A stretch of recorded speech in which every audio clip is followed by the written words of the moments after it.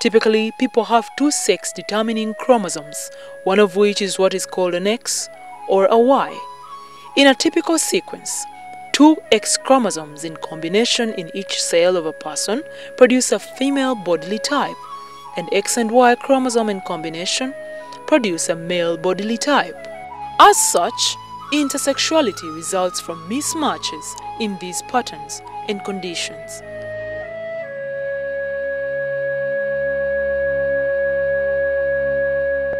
When we talk about intersex, it's not only external. People just think about the ambiguity because of, but there is what we call sex development milestones. That if you're a girl and you reach puberty, we expect you should start growing breasts, receiving periods. If you're a boy, maybe your beard could start coming, something like that. But there are sex development milestones that may not be seen at puberty. So if you're a parent, if you have this soul-loved daughter of yours, please, does she menstruate?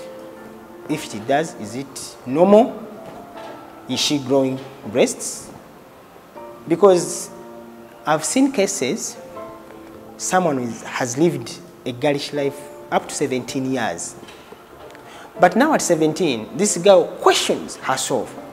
Why is it that I'm not menstruating? I'm not growing breasts. And even the orifice is not, the orifice may seem to be there, but it doesn't go anywhere. There is what we call clinical evaluation. But these days, it's no longer so much emphasized in hospitals. Because I've seen mothers, a mother will tell you, may I give birth from such and such a hospital. But the midwife didn't tell me anything. And this is something that was external. What if it was even internal and couldn't be seen right at birth? For instance, women moving around with Turner syndrome as an intersex condition. Turner syndrome, a woman is born with one X chromosome, meaning the other X was deformed. So there will be absence of the ovarian function. She will not menstruate, she will not grow breasts, and she can't give birth even if you do what? The only issue they can do is adoption. Here at CP, we encourage adoption. If you can't give birth and you love children, there is a legal procedure to do that. We can help you. You can adopt children. Parents, please, don't ignore your children. It's normal giving birth to an intersex child. They can grow up and be like any other person. So give them a chance to grow up and see the light of tomorrow. I call upon intersex children and people themselves, please, we should stop to hide, because hiding will not help us at all. Let us be sincere to ourselves. Let us stop thinking about killing, we should die, we don't have any importance, we are not like others. It will not help. Teachers in schools, doctors, please, we shouldn't rush to do surgeries, because we've seen cases, and you do something at 4 years, but at 16, it's discovered that something that was maybe cut in the process of surgery was not supposed to be cut.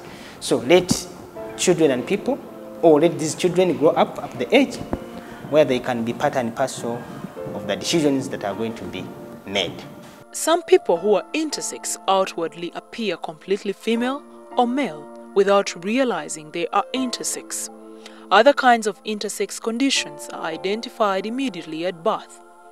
Alan Mwewe has a physique, behavior, and demeanor of a typical boy, but he's got a sexual ambiguity when it comes to his genitalia, which is more like a double genitalia. His mother, Susan Nansamba, has seen the most of grief because of her son's condition, but she has not given up hope of his correction.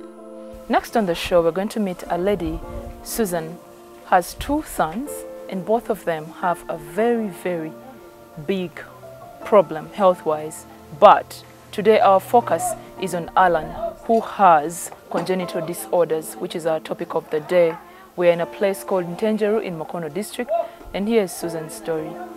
Mama jebaliko. Mama ina abana nga bameka? Nina abana 2. Mulenzi na muwala? Bombi balenzi nnyabo. Wategeeredde nti omwana ono alina ekizibu? Nategeera nga wanabo nga 2. Wategeera otya? yali afuka kale nendabanga bw'aba afuka asambagala nnyo agenda omukyekinga akantu ako nga eno wansi kaliko engeri y'ebbwa. Kakati engeri y'ebbwa neetegeeza ki? Nze bwe naliraba kale natya namutwala butwazi mu ddwaliro. Abasawo ne bagamba batya? Abasawo ne bamukyekinga baali bakusite kansa ebwayise ne bansindika Mulago.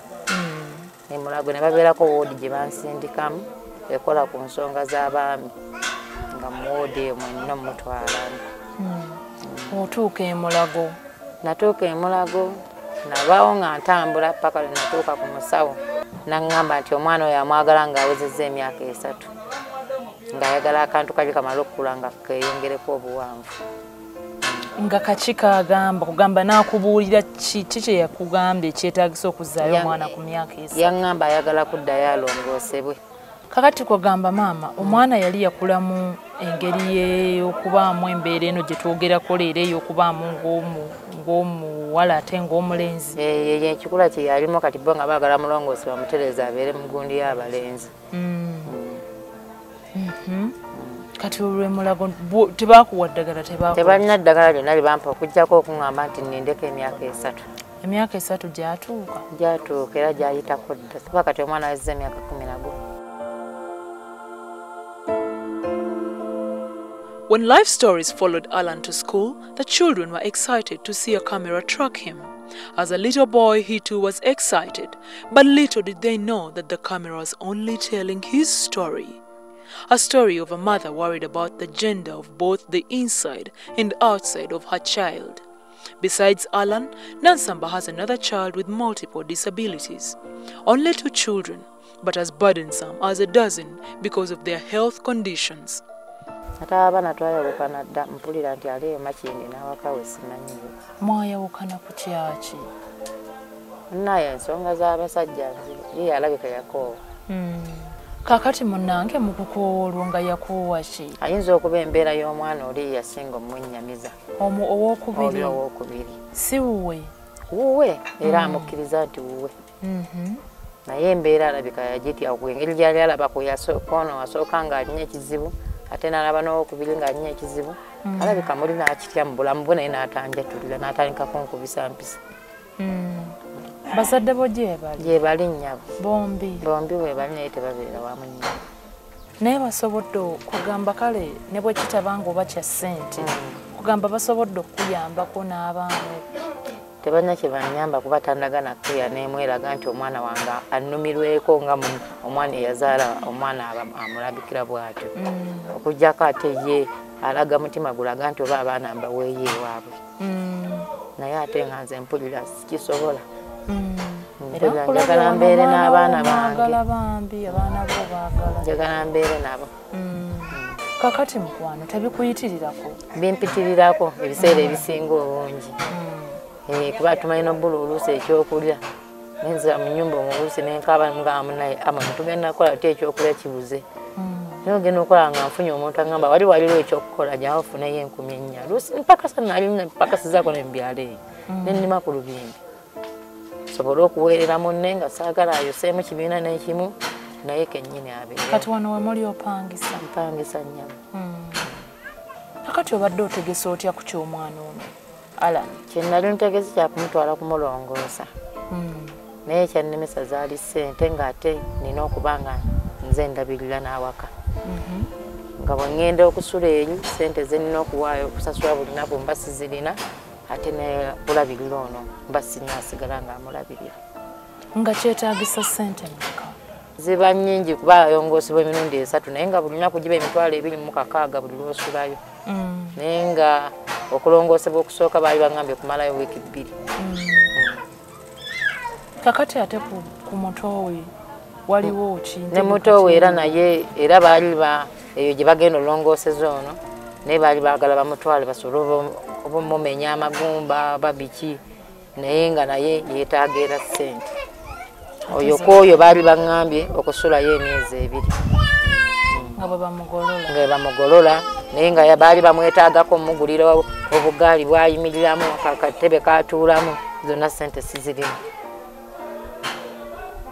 Kakati kwagamba olwaleero badde obeerawo bubezi bwotyo mbeerawo bwentyo neŋŋamba oba kanfube kati mbadde obulamu bwabugamba nti oba nfube nveereko obuntuntu bwennunda ndabe nga naafunayo wakiri ekitundu nsobole okukolerako omukulu oluvannyuma ndyoke nkwate ku muto kuba nali ndabye nti ekizibu kyo noba kyo kiyinza okwanguwako okwo nga bwe nkirowooza mu mutima kale nga ndaba ekyoli kyo kyali eky'amaanyi kuba nalaba nga bwe mba ntutte ono n'oli bayinza okunzikiriza oba n'embeerayo naye nesobola okujjanjaba oli kubanga ekyoli kya bbanga ddene ate ekyono baali baŋŋambye ebbanga nga ttono. Embeera eno tebadde nnyangu. Embeera era yo yankaluubirira dda. Ogigiddemu ki? Naddala ku ki obadde okyambuulira? Enkaluubiridde olw'okuba nti omwana wange oyo ye omukulu omutima gwe gutandise okukiraba obubi tandise okufuna ensonyi mu banne n'ekyokubirira ŋŋamba nti kitegeeza maama nze sijja kuzaala mbu baabasomesa ku ssomero eyo wanyuma musomo gwe baabasomesaamu nakimulaga nti ye tajja nakuzaala. Nawulira obulumi mu mutima nga nze omuzadde.